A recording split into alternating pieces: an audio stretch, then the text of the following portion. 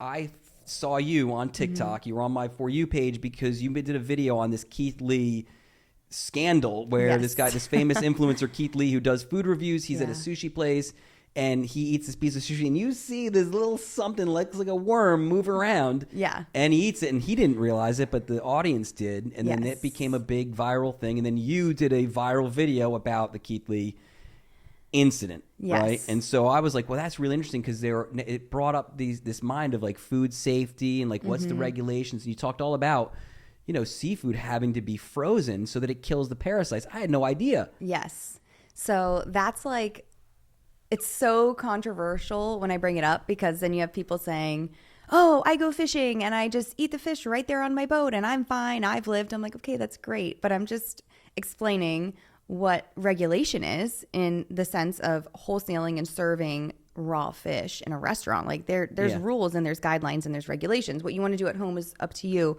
But yeah, when I explained that there was these regulations, it caused the comment section to just explode because everyone's like, wait, you have to freeze stuff first. I'm like, yeah, there's these regulations in place and it's to keep you safe from parasites, which is to not be confused with bacteria. So freezing your seafood does not kill the bacteria. Cooking it does. The whole point of me sharing that, well, if there was, because I can't confirm if there was a parasite, that it needs to be frozen first to ensure that any parasite or the larvae would be completely destroyed. And then if you were to eat it raw, the question I get is, well, is the parasite still there? Yes, but it can't harm you because it's no longer active. If you catch my drift. Hang on. Well, let's talk about this just for a second so I understand it because this is my own question that I have and I'm trying to figure it out. So you get the fish is, let's say it's tuna, okay? Or salmon, whatever it is. Okay. You freeze it to kill the parasite. Yes.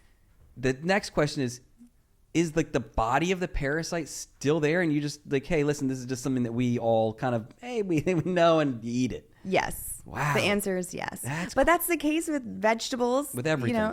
With really everything. Vegetables, fruit, whatever you're cooking or you're eating, fruit, there could be little parasites or little crawlers inside. You don't know, but it cannot harm you if it's not live. And that's why there's the rule about freezing if you're going to serve fish for raw consumption. But I did mention in the video that there are some exceptions to the rule. And these rules are the governing body for seafood is the FDA. So these rules are all enforced by FDA guidelines. So the exception is farm-raised salmon does not need to be frozen first. Okay. And the reason being is because they're not out in the wild eating, wild fish that might have a parasite. They're ingesting it and they're getting infected. They're given feed, so they don't really get these infections. They can't really get a parasite. There are not a lot of parasites in farm-raised salmon. So people should know that if they're going to buy something and they really are being ultra cautious, farm-raised salmon is I don't want to say safer. It just doesn't have the parasite. It is, though. Yes, you'd be correct to say that. It is much safer. Like, I would never recommend somebody get wild-caught salmon and eat it raw. Yeah, I saw you did a video about that. And that's because that's generally like a high parasite fish? Yeah, like one of the top. Like cod and wild-caught salmon are super wormy, which is fine if you're going to cook it. Everyone's like, I'm never eating seafood again. I'm like, no, I don't want to scare people. It's just that's the truth. They're very wormy, so they should be cooked. And if you were going to eat the wild-caught salmon raw, you definitely need to make sure it was frozen first. Frozen first. Yeah. Okay, so then the wild-caught salmon can be cured if it's frozen, and then you can eat it raw because you've killed the parasites. Right. And there's probably obviously a certain temperature it needs to be frozen to, and there's machines, and you have the equipment at your facilities and stuff to freeze it the right way. Yes. Everyone says, oh, I buy it from the store, and I've been throwing it in my freezer. I'm like, oh, that doesn't work either. So it needs to be like frozen to certain temperatures, depending on the length of time the temperature changes. Like, I think it's -4 if you're going to do at least 7 days, -15 for 24 hours, and so on and so forth. So I feel like we've been misled my entire life. Like, you walk into Publix and you see all this fresh fish, and there's this piece of salmon, or there's this piece of tilapia, there's this piece of tuna, and then you did a video that says the last thing I'm buying is stuff from the glass container at a supermarket. I got to understand that. Explain it to me. Okay, so the grocery store, any store that you're going to get something, especially when you see it displayed in the case, Not all, because you can always tell. There's going to be a label on anything that's in the case. Yeah. I would say 85% of stuff in there says previously frozen, or it'll just say PF, which a lot of people don't know. That stands for previously frozen, or refreshed. It all means that this was frozen seafood that they defrosted and are selling, and you're under the impression that it's fresh, never been frozen. Usually it's a bit more expensive because you're paying for the convenience that it's been defrosted already. But fish loses its freshness beginning in the first 24 hours. It's not like chicken or beef. So if you got a frozen piece of fish, they put it in the case, it's been there for 2 days, it's losing a lot of freshness. The texture is changing. So you're better off just buying it frozen, which is how they're presenting it to you before it's been defrosted. So and learning how to defrost it yourself. Right, which is, it takes like moments. It's 10 minutes you can defrost a piece of fish, and it's peak freshness. Because when you're doing flash frozen seafood, you're preserving the peak freshness right there. It's not losing any freshness. But then you're bringing it to a store, and then they're defrosting it, and then it's sitting there for a day and then another day, and they're changing the ice, and it's just, there's too many hands involved. So I always say to like stick with frozen.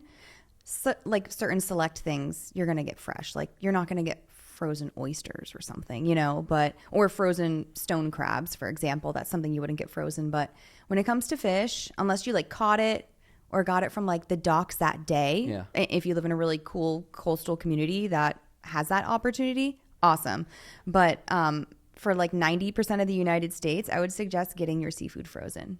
Wow. Yeah. So like if let's say you walk into like a supermarket, you're gonna bypass the glass container that has the fish out, and you're going to go to one of the frozen food sections and then open it up and grab one of those pieces of whatever it's, swordfish or salmon. Wow. Every time. Yeah. And I'll tell you one thing that is never fresh, unless it's like from a day boat shrimper in the Gulf, is shrimp. Like every time you see shrimp, it's always been defrosted. It was frozen first. Yeah. So just like go for the frozen stuff. I did a shrimp hibachi on my Blackstone last night. So now it was probably defrosted for days sitting there. Possibly. I could hook you up with some good frozen shrimp. Okay, there you go. So we're not too far. You're at the retail level now. Yes, exactly. Soon to be, you're going to be rolling it out. Yes. So as far as the business that you have, or the family business, do they distribute to all the different restaurants and stuff? Do they distribute to like places like Publix or some of the big grocers with the frozen food, or is that the next step? Yeah, not necessarily. We don't. We do like local markets down here. Okay. We did work, like I had mentioned, with like some cruise lines and stuff for select items. But the big supermarket space, when it's like a national brand, they want the shrimp that you're getting in Florida to be the same as the shrimp in Georgia, to be the same as the shrimp in California. Yeah. So they're typically buying from these big companies like a Cisco, GFS, Cheney, all those. So they have the same product regardless of where you are for consistency. Yeah, that makes sense. So we don't deal with those kinds of places. And I think it's a little bit better for us to do that as well. We're a little bit more niche to cater to mom and pop places. Restaurants. We're talking about South Florida up to Palm Beach. Is it all throughout Florida that you're delivering to? From Vero Beach all the way down to Isla Mirada. Yeah, so that is pretty far up. All right, listen, so I can end up going to one of these fancy places in Isla Mirada, and I'm eating fish from the distribution center up here. You could, yeah, definitely. But it's frozen, and that's the key, is I guess making sure that there's the parasites. Got to get rid of them. Yes, definitely. The other exception would be tuna. So you can eat fresh tuna that's never been frozen, and there's like a less than 1% risk of a parasite being in there. Those were the two. Less the than farmed 1%. Salmon and tuna. It's so funny. I saw these videos on TikTok or Instagram, whatever it was, where this guy bought like a bunch of strawberries or whoever it was, and they're like, this is what I do to clean the strawberries, and they put it into this vinegar mix, and then they pour this powder on it, and they do this, and then you see all the crap, and it's like, dude, I just rinse it off and eat it. You know I know. I mean? Like, I'm going to eat whatever is on there, I'm going to eat it. Yeah, exactly. I'm not going to kill you, but the whole idea of fish with a parasite is concerning. Yeah. And I think a lot of people don't know a lot about seafood handling or preparation, or even, like cooking when it comes down to it. Like, how do I buy it? What's the best option? Is it safe? Can I eat this raw? Like, there's so many different questions. So that's why I feel like I became very niche in explaining about seafood, and I get so much of my content from the comments, people's redundant questions that I'm like, wow, this is something a lot of people are curious about. I don't find it so peculiar because I'm in the business, but I'm like, wow, people don't know about sushi grade quality fish and what that means. So well, let's talk about it. Okay. Sure. Sushi grade quality fish, because I don't know. I go to the sushi place and it's either it tastes good and clean, or it tastes fishy. You know what I mean? Like, unfortunately, I'm always one, like, whenever I get fish, I'm skeptical. It's just like, you really want it to be fresh so you don't have like that weird flavor. But sometimes, like, you can go to the greatest place and you get a bad piece of fish, you know, and it's unfortunate. But how do you choose which sushi place to go to? You know? So the end of the day, you should really feel like you can trust where you're eating, because they know what they need to be doing to be serving quality fish. Like, they need to be following the rules and making sure that they're getting frozen products that they're going to serve for raw consumption outside of those minor exceptions. Yeah.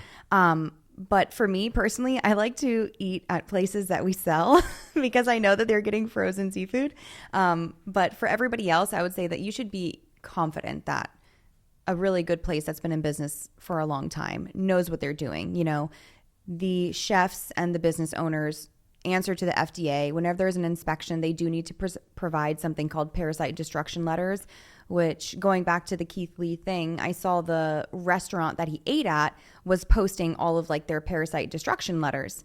But I did see where they mentioned we do get fresh and frozen seafood, which brought up the idea to me, well, maybe they got something fresh and accidentally served that instead of it being frozen first, because my understanding, this was Washington, and wild salmon there is abundant. Like, it's not like down here, like trying to get wild salmon's a big deal, but over there it's like so abundant that everyone's using it. So if it wasn't frozen first, there could have definitely been a parasite. Was it I can't remember what the piece of sushi was, and we'll do some B-roll of it, but did it look like salmon? What was it? I can't remember. Couldn't tell. It was in the car, and it was like the lighting was very difficult. I'm like, I can't tell if it's like salmon or tuna because they both have like a deep orangey red color. So I was like, regardless, I would think it was salmon because tuna, you're not seeing wriggly parasites like that in tuna. Even fresh tuna, you said less than 1% chance. Yeah. I've never heard of someone seeing a live parasite in tuna, but wild caught salmon, it's